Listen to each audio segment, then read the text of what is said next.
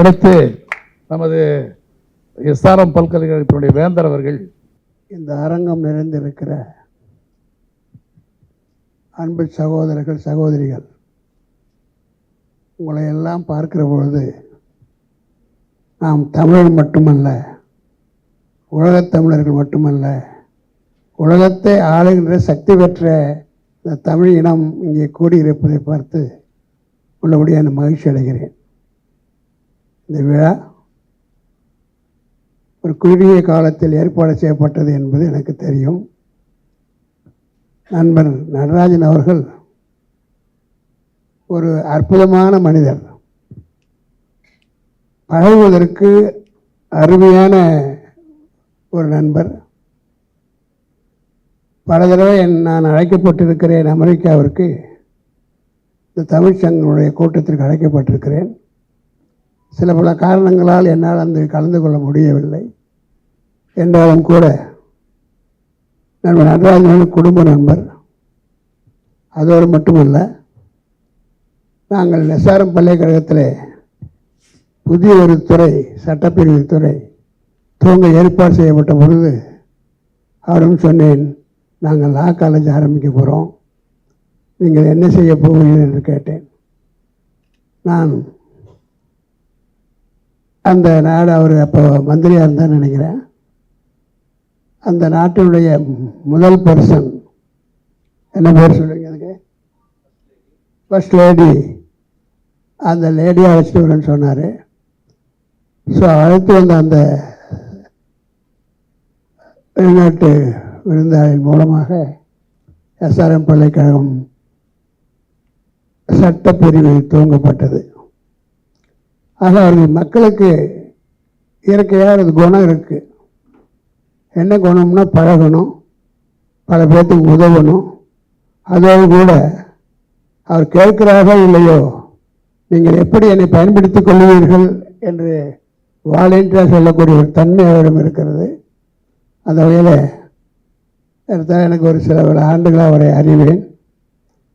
அதே போல் எங்களுடைய தொலைக்காட்சியிலும் கூட அவர் இன்டர்வியூ எடுத்து அதுக்கு ஏற்பாடு செய்தோம். அதனால் இன்றைக்கு அவருக்கு பாராட்டப்பட நாம் இங்கே கூடியிருக்கிறோம்.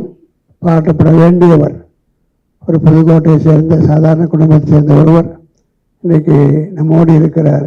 அவரை பல்லாண்டு வாழ்ந்து இதே போல் இந்தியர்களுக்கும் அமெரிக்கும் நல்ல தொடர்பை நிலைநாட்ட வேண்டும் என்பதோடு கூட அவரோடு இன்று அருகிலே அமர்ந்திருக்கிற அரிய நண்பர் அவர்களையும் நான் உள்ளபடியே வரவேற்கிறேன். அதோடு இன்றைக்கி தமிழர்கள் வளர்ந்து விட்டார்கள், வளர்ந்து கொண்டு இருக்கிறார்கள். ஆனால் அதே நேரத்தில் இன்றைக்கி இந்தியாவில் உள்ள எத்தனையோ திறம்படைத்த சக்தி பெற்றவர்களெல்லாம் இன்றைக்கி உலகத்துக்கு வழிகாட்டி கொண்டு இருக்கிறார்கள்.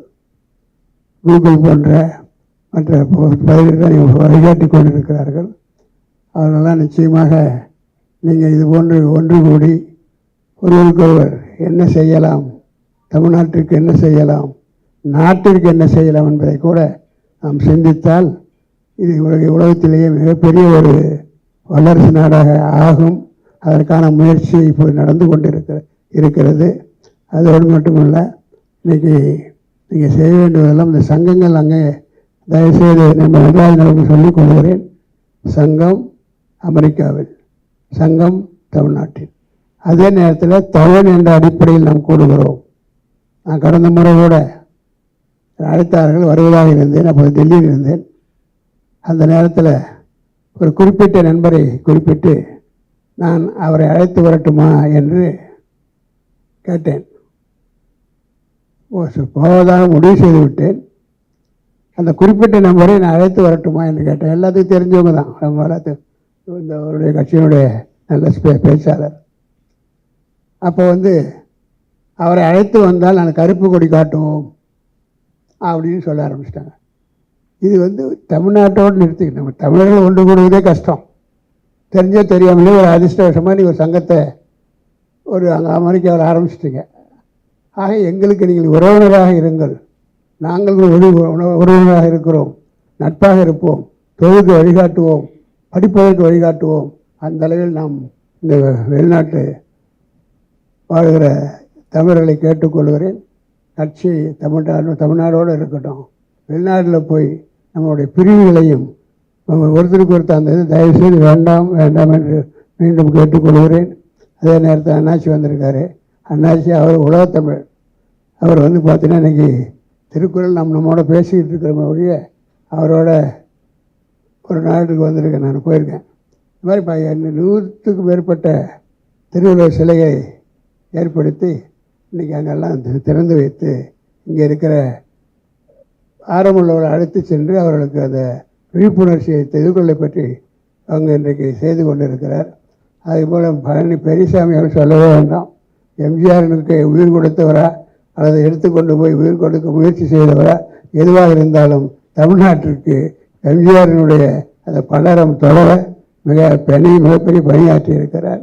அதே போல் இது போன்ற சங்கங்களும் அமைப்புகளும் எதற்காக இருக்க வேண்டுமானால் தமிழுடைய பெருமையை உயர்த்துவதற்காகவும் தமிழுடைய ஒற்றுமையை உயர்த்துவதற்காகவும் தொழில் வழியில் அதை வளர்த்து கொள்வதற்காகவும் பயன்பட வேண்டும் என்று சொல்லி இந்த நேரத்தில் உங்களை எல்லாம் பார்க்கிற அல்லது இந்த நிகழ்ச்சியை நடத்துகிற வாய்ப்பை கொடுத்த இது சார்ந்த அத்தனை பேருக்கும் என் அன்பார்ந்த நன்றியையும் வாழ்த்துக்களை தெரிவித்துக் கொள்கிறேன். நன்றி, வணக்கம்.